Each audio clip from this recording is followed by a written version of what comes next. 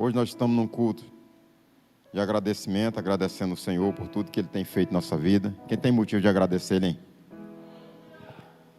E até aqui o Senhor tem nos ajudado, né? Então, nesse culto de agradecimento, eu quero que você estenda a mão em direção da sua casa, estenda. Vamos fazer aquela oração que nós fazemos antes da mensagem. Eu creio que tem muitas pessoas que estão cansadas. Tivemos uma semana, praticamente aí 4 dias de festa, onde Deus se manifestou aqui de uma forma extraordinária. Foi bênção, tivemos batismo.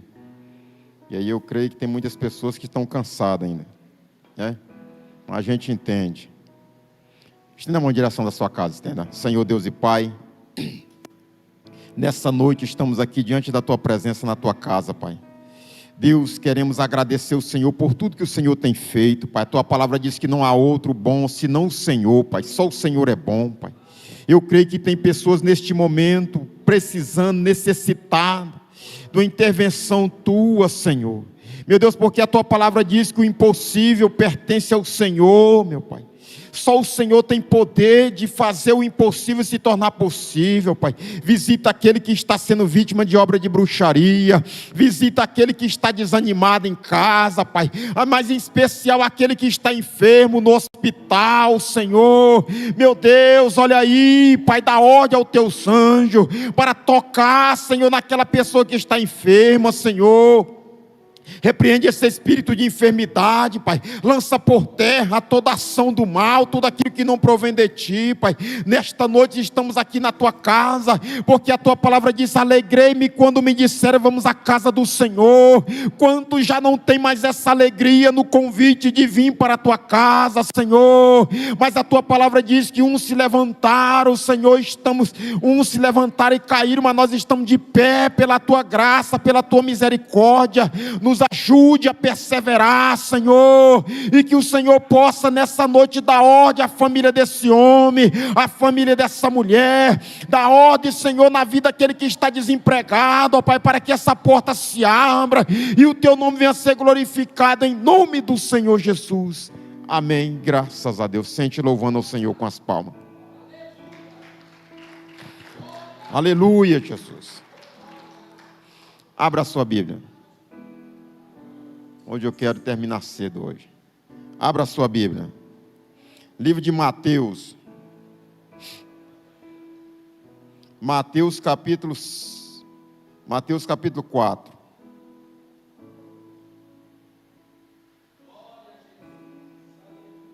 Ele está aqui no nosso meio. Mateus capítulo 4. Quem encontrou, diga amém. Mateus capítulo 4. Vai lá para o versículo 17. Mateus capítulo 4, versículo 17. Podemos ler? Vamos ler. Diz assim: desde então começou Jesus a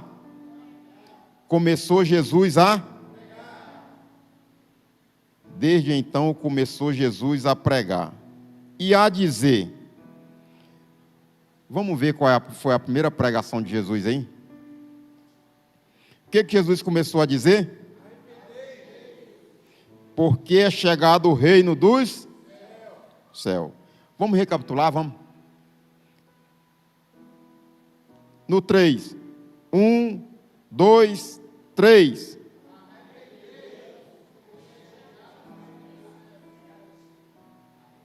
Mas foi muito fraco. No 17, vamos ler o versículo todo.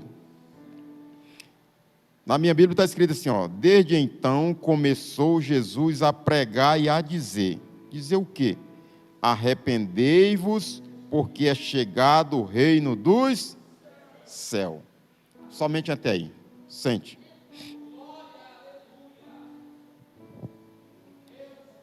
Hoje eu quero falar um pouco sobre essa... Há dias que eu venho meditando nessa passagem aqui. E uma coisa que me chamou muita atenção. Porque aqui nada mais é do que a primeira pregação de Jesus. E uma coisa que me chamou muita atenção é porque tem um ditado aí fora que diz assim: a primeira impressão é aqui, a primeira impressão é aqui, fica. Jesus poderia muito bem começar aqui. A Bíblia diz que Jesus, depois que ele foi batizado por João, João já vinha dizendo que estava preparando o caminho para aquele que vinha depois dele, que era mais poderoso do que ele não era digno nem de carregar a sua sandália. E o que me chama a atenção aqui, o primeiro ensinamento que eu vejo aqui, é que Jesus, quando ele chega, que ele vai começar o seu ministério, a primeira pregação de Jesus não começou, ele poderia muito bem começar dizendo: vinde a mim, todos os que estáis cansados, eis que eu estou à porta e bato, aquele que abrir eu entrarei. Não, Jesus começou a primeira pregação, uma pregação simples. Eu acho que dela ser tão simples que as pessoas desprezam. Eu entendo Jesus dizendo aqui, para mim, para você e para todos, dizendo assim, arrependei-vos, porque o primeiro passo para quem quer dar o céu é o arrependimento. Hoje o mundo está doente, as pessoas estão doentes, sofrendo, porque esquece que o primeiro passo de todas as coisas, se você quiser se dar bem em qualquer área da sua vida, aprenda com Jesus, que deixou bem claro na sua primeira pregação, ou seja, na base de tudo, ele dizendo: arrependei-vos. E o principal aqui é porque Jesus está dizendo arrependei-vos, porque ainda vai chegar o Rei dos Céus. Não, ele diz arrependei-vos, porque é chegado, ou seja, já chegou, já está aqui. E a única coisa que nós devemos fazer primeiro é se arrepender. Vai nos lares de hoje, ninguém acredita mais. Vai hoje na vida espiritual de muitos, que quando vai falar de Jesus, por que as pessoas não acreditam mais? Porque não vê que teve um arrependimento na vida daquele que está falando. E Jesus está dizendo: arrependei-vos, porque é chegado o reino dos céus. Se não haver arrependimento, por que muitas pessoas hoje, em qualquer área da sua vida, já não acredita mais? E eu vou lhe dizer por quê. Aonde foi que João, volta a sua Bíblia, só uma página aí para você ver. Mateus 3:8. Mateus 3:8, se não me falha a memória.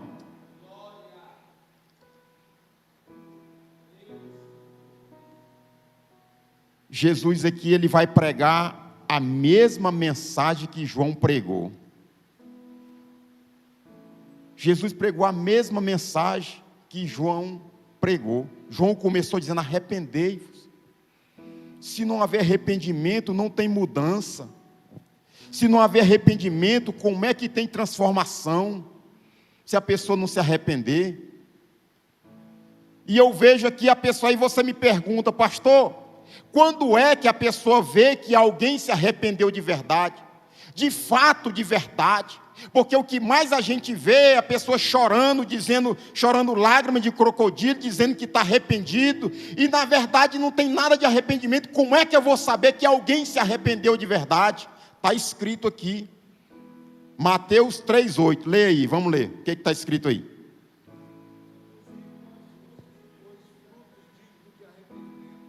Produzir, pois, frutos dignos de arrependimento. Está aí. A árvore é conhecida pelos seus frutos. Quando Jesus diz assim, arrependei-vos, nós devemos se arrepender, mas temos que estar preocupados. O que está faltando hoje é isso aqui, alguém produzir fruto digno de arrependimento. Para quê? Para que as pessoas olhem e dizem: de fato, esse ouviu, entendeu, compreendeu e obedeceu a primeira mensagem mais poderosa que Jesus já pregou. Fruto. Que fruto? De arrependimento, fruto de mudança, fruto de desejar herdar o céu, fruto de alguém olhar e dizer verdadeiramente, ele ouviu, compreendeu, entendeu o que Jesus quis falar na sua mensagem. Estamos errando, estamos achando que isso aqui foi deixado de lado. Não foi, senhores e senhoras. Jesus continua o mesmo, exigindo a mesma coisa que ele exigiu aqui no começo, dizendo: produz fruto digno de arrependimento. Vamos lutar para produzir. Hoje as pessoas acham que isso não tem mais valor nenhum. Que fruto é esse? Antes dessa mensagem eu comprava e não pagava, pegava emprestado, não devolvia, ou seja, não tinha preocupação nenhuma com a mentira, tanto faz como tanto fazia, falar a verdade ou mentir. Ou seja, depois dessa mensagem eu tenho que ter a coragem de entender que agora tem que ter fruto de arrependimento. Que fruto é esse? Andar diante da verdade, andar com segurança. Ei, e hoje o povo está sofrendo por isso. Tem esquecido que isso não tem nada a ver. E o que é arrependimento de verdade, pastor? Mudança na mente. O apóstolo Paulo diz que tudo que é bom, tudo que é honesto, tudo que é perfeito, se há algum louvor nisso, pensai, ou seja, tudo começa na mente, ou seja, a mudança tem que começar na nossa mente. Mas se não mudar na mente, não adianta. Por isso que Jesus está dizendo: arrependei-vos. E olha, por isso que eu falei no início, de ser tão simples. É simples ou não é essa mensagem de Jesus? Sim ou não? Olha só como é que ele diz só: arrependei-vos, porque é chegado o reino dos... É chegado. Não é mais tempo. Atropela, a gente procura um fruto de arrependimento. Tem outros que abrem até a boca e dizem assim: eu não me arrependo de tudo que eu fiz. Me arrependo é do que eu não fiz. Está errado. Está contra a palavra de Jesus Cristo. Jesus está dizendo: arrependei-vos. Se tu se arrepender, tu pode se preparar. Pode vir o mundo inteiro contra você. Mas se você se arrepender e produzir fruto de arrependimento, digno de arrependimento, se prepara. Se vier o mundo inteiro contra você, Jesus, ele pode fazer em você algo que nem o mundo, nem o inferno possa destruir. Quer ver uma coisa? A palavra, aquela passagem da mulher adúltera. Ou seja, Jesus conhecia ali tanto a mente dela como a mente dos acusadores. Sim ou não? Sim ou não? Na hora que Jesus olha para eles, que eles trazem ela daquela situação, vamos levar para ele, porque ele não tem como escapar, vamos só apedrejar na frente dele, só para nós ter o prazer de ter levado na frente deles. Esqueceram que Jesus é conhecedor do ontem, do hoje, do amanhã. É conhecedor. Levaram o Senhor, está aqui, foi pega no ato adulterando, e na lei, Moisés disse que quem fosse pego tinha que ser apedrejada na hora.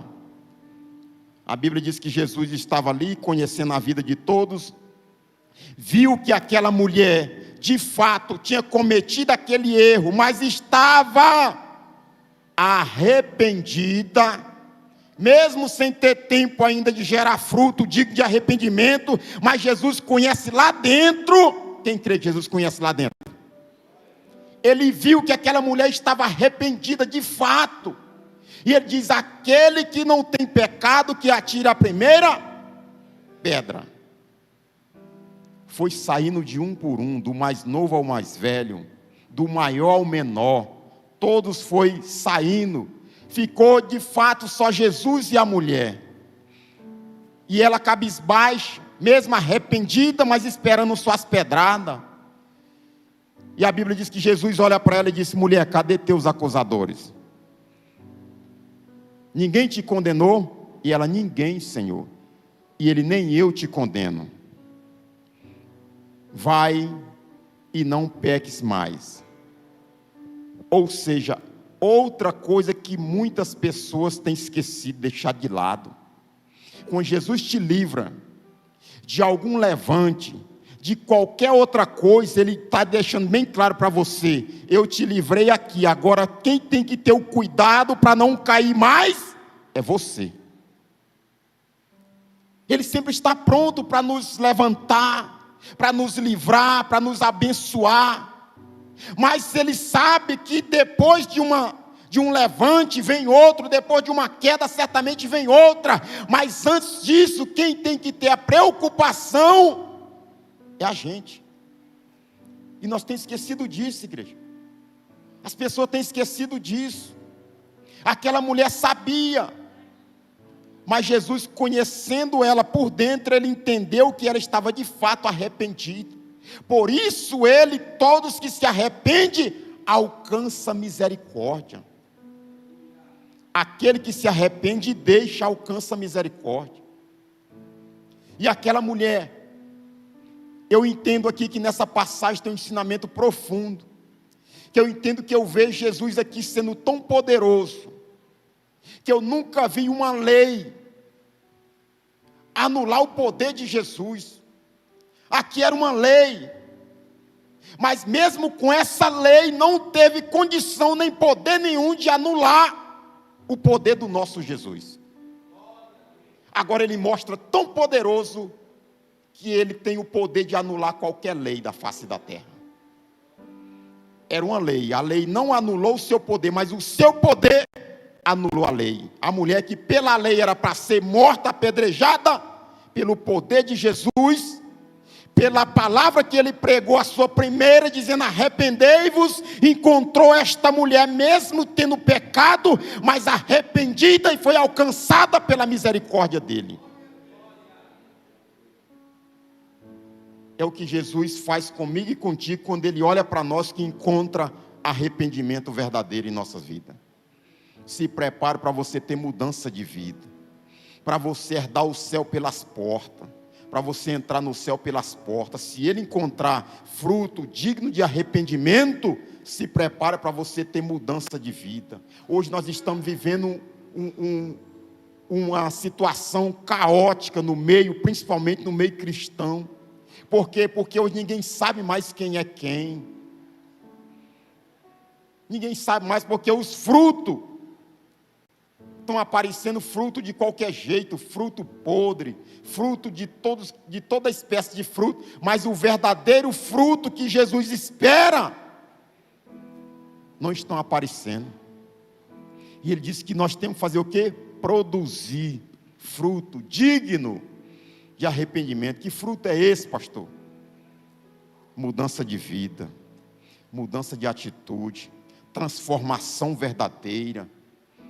Não sendo simplesmente como Nicodemo. Nicodemo achava linda essa passagem, eu acho ela tremenda. Jesus explicando para ele, dizendo para ele que era necessário nascer de novo. Ele diz: como pode um homem velho como eu tornar a voltar o ventre da minha mãe? Jesus dizendo: eu não estou falando desse nascimento não, Nicodemo, eu estou falando de transformação, de mudança de vida, mudança de caráter, uma transformação onde o evangelho possa ser transformado, transformador da vida daquele que se arrepende.